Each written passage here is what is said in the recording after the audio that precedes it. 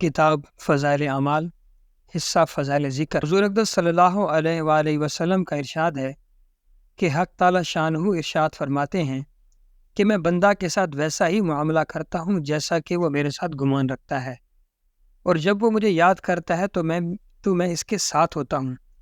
بس اگر وہ مجھے اپنے دل میں یاد کرتا ہے تو میں بھی اس کو اپنے دل میں یاد کرتا ہوں، اور اگر وہ میرا مجمع میں ذکر کرتا ہے تو میں اس مجمع سے بہتر یعنی فرشتوں کے مجمع میں جو معصوم اور بے گناہ ہے تذکرہ کرتا ہوں۔ اور اگر بندہ میری طرف ایک بالشت متوجہ ہوتا ہے تو میں ایک ہاتھ اس کی طرف متوجہ ہوتا ہوں، اور اگر وہ ایک ہاتھ بڑھتا ہے تو میں دو ہاتھ ادھر متوجہ ہوتا ہوں، اور اگر وہ میری طرف چل کر آتا ہے تو میں اس کی طرف دوڑ کر چلتا ہوں۔ فائدے میں شیخ لکھتے ہیں اس حدیث شریف میں کئی مضمون وارد ہیں۔ اول یہ کہ بندہ کے ساتھ اس کے گمان کے موافق معاملہ کرتا ہوں، جس کا مطلب یہ ہے کہ حق تعالی شانہ سے اس کے لطف و کرم کی امید رکھنا چاہیے، اس کی رحمت سے ہرگز مایوس بھی نہ ہونا چاہیے۔ یقیناً ہم لوگ گناہ گار ہیں اور سراپا گناہ اور اپنی حرکتوں اور گناہوں کی سزا اور بدلہ کا یقین ہے، لیکن اللہ کی رحمت سے مایوس بھی نہ ہونا چاہیے۔ کیا بعید ہے کہ حق تعالی شانہ محض اپنے لطف و کرم سے بالکل ہی معاف فرما دیں، جیسا کہ قرآن کی اس آیات سورہ نساء آیت نمبر 116 کلام اللہ شریف میں وارد ہے۔ ترجمہ: حق تعالی شانہ شرک کے گناہ کو تو معاف نہیں فرمائیں گے، اس کے علاوہ جس کو چاہیں گے سب کچھ معاف فرمائیں گے، لیکن ضروری نہیں کہ معافی فرما دیں۔ اسی وجہ سے علماء فرماتے ہیں ایمان امید اور خوف کے درمیان ہے۔ حضور اقدس صلی اللہ علیہ وآلہ وسلم ایک نوجوان صحابی رضی اللہ تعالیٰ عنہ کے پاس تشریف لے گئے۔ وہ نزع کی حالت میں تھے۔ حضور اقدس صلی اللہ علیہ وآلہ وسلم نے دریافت فرمایا کس حال میں ہو؟ عرض کیا یا رسول اللہ، اللہ کی رحمت کا امیدوار ہوں اور اپنے گناہوں سے ڈر رہا ہوں۔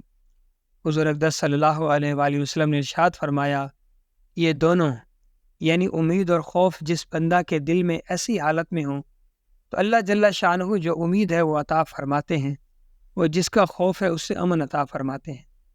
ایک حدیث میں ہے کہ مومن اپنے گناہ کو ایسا سمجھتا ہے گویا ایک پہاڑ کے نیچے بیٹھا ہے اور وہ پہاڑ اس پر گرنے لگا، اور فاجر گناہ کو ایسا سمجھتا ہے گویا ایک مکھی بیٹھی تھی اڑا دی، یعنی ذرا پرواہ نہیں ہوتی۔ مقصود یہ ہے کہ گناہ کا خوف اس کے مناسب ہونا چاہیے اور رحمت کی امید اس کے مناسب۔ حضرت معاذ رضی اللہ تعالیٰ عنہ تعاون میں شہید ہوئے۔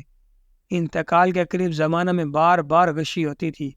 جب افاقہ ہوتا تو فرماتے یا اللہ، تجھے معلوم ہے مجھ کو تجھ سے محبت ہے، تیری عزت کی قسم تجھے یہ بات معلوم ہے کہ جب بالکل موت کا وقت قریب آ گیا تو فرمایا کہ اے موت، تیرا آنا مبارک ہے، کیا ہی مبارک مہمان آیا، مگر فاقہ کی حالت میں یہ مہمان آیا۔ اس کے بعد فرمایا اللہ، تجھے معلوم ہے کہ میں ہمیشہ تجھ سے ڈرتا رہا، آج تیرا امیدوار ہوں۔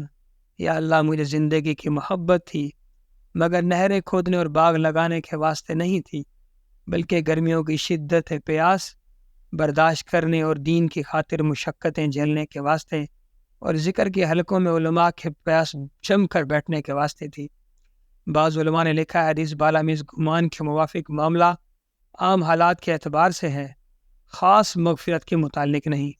دعا، صحت، وسعت، امن وغیرہ سب چیزیں اس میں داخل ہیں۔ مثلا دعائی کے متعلق سمجھو، مطلب یہ ہے اگر بندہ یہ یقین کرتا ہے کہ میری دعا قبول ہوتی ہے اور ضرور ہوگی تو اس کی دعا قبول ہوتی ہے، اور اگر یہ گمان کرے کہ میری دعا قبول نہیں ہوتی تو ویسا ہی معاملہ کیا جاتا ہے۔ چنانچہ دوسری احادیث میں آیا ہے کہ بندہ کی دعا قبول ہوتی ہے جب تک یہ نہ کہنے لگے کہ میری تو دعا قبول نہیں ہوتی۔ اسی طرح صحت، تونگری سب وغیرہ سب امور کا حال ہے۔ حدیث میں ہے کہ جس شخص کو فاقہ کی نوبت ہے اگر اس کو لوگوں سے کہتا پھرے تو تونگری نصیب نہیں ہوگی، اللہ کی بارگاہ میں عرض و معروض کرے تو جلد یہ حالت دور ہو جائے گی۔ لیکن یہ ضروری ہے کہ اللہ تعالیٰ شانہ کے ساتھ حسن ظن اور چیز ہے اور اللہ پر گمنڈ دوسری چیز ہے۔ کلام اللہ شریف میں مختلف عنوانات سے اس پر تنبیہ کی گئی۔ ارشاد ہے سورہ الفاتر آیت نمبر 5، اور نہ دھوکہ میں ڈالے تم کو دھوکہ باز شیطان، یعنی شیطان تم کو یہ نہ سمجھائے کہ گناہ کیے جاؤ، اللہ غفور الرحیم ہے۔ دوسری جگہ ارشاد ہے سورہ طٰہٰ آیت نمبر 78، کیا وہ غیب پر مطلع ہو گیا یا اللہ تعالیٰ نے اس سے عہد کر لیا، ایسا ہرگز نہیں۔ دوسرا مضمون یہ ہے کہ جب بندہ مجھے یاد کرتا ہے تو میں اس کے ساتھ ہوتا ہوں۔ دوسری حدیث میں جب بندہ مجھے یاد کرتا ہے تو جب تک اس کے ہونٹ میری یاد میں حرکت کرتے رہتے ہیں میں اس کے ساتھ ہوتا ہوں، یعنی میری خاص توجہ اس پر رہتی ہے، خصوصی رحمت کا نزول ہوتا ہے۔ تیسرا مضمون یہ ہے کہ میں فرشتوں کے مجمع میں ذکر کرتا ہوں، یعنی تفاخر کے طور پر ان کا ذکر فرمایا جاتا ہے۔ ایک تو اس وجہ سے کہ آدمی کی خلقت جس ترکیب سے ہوئی اس کے موافق اس میں اطاعت اور معصیت دونوں کا مادہ رکھا گیا، جیسا کہ حدیث نمبر 8 کے میں ذیل میں آ رہا ہے۔ اس حالت میں اطاعت کا کرنا یقیناً تفاخر کا سبب ہے۔ دوسرے اس وجہ سے کہ فرشتوں نے ابتدائے خلقت کے وقت عرض کیا تھا، آپ ایک ایسی مخلوق کو پیدا فرماتے ہیں جو دنیا میں خون ریزی اور فساد کرے گی۔ اس کی وجہ بھی وہی مادہ فساد کا ان میں ہونا ہے، بخلاف فرشتوں کے ان میں یہ مادہ نہیں، اس لیے کہ انہوں نے عرض کیا تھا کہ تیری تسبیح و تقدس ہم کرتے ہی ہیں۔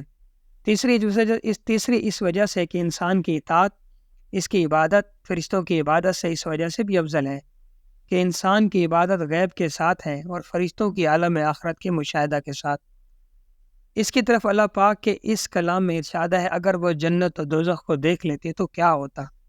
اس وجہ سے اللہ تعالیٰ شان اپنے یاد کرنے والوں اور عبادت کرنے والوں کے کارنامے جتاتے ہیں۔ چوتھا مضمون اس حدیث میں یہ ہے کہ بندہ جس درجہ میں اللہ تعالیٰ شانہ کی طرف متوجہ ہوتا ہے، اس سے زیادہ توجہ اور لطف اللہ جل شانہ کی طرف سے اس بندہ پر ہوتا ہے۔ یہی مطلب ہے قریب ہونے اور دوڑ کر چلنے کا کہ میرا لطف اور میری رحمت تیزی کے ساتھ اس کی طرف چلتی ہے۔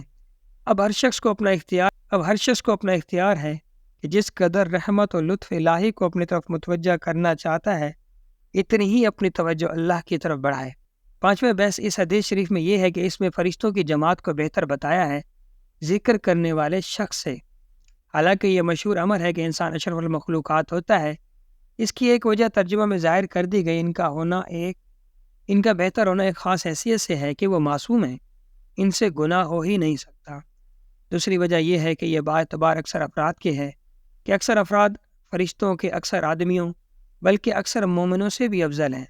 وہ خاص مومن جیسے انبیاء علیہ الصلوۃ والسلام سارے ہی فرشتوں سے افضل ہیں۔ اس کے علاوہ اور بھی وجوہ ہے جن میں بحث طویل ہے۔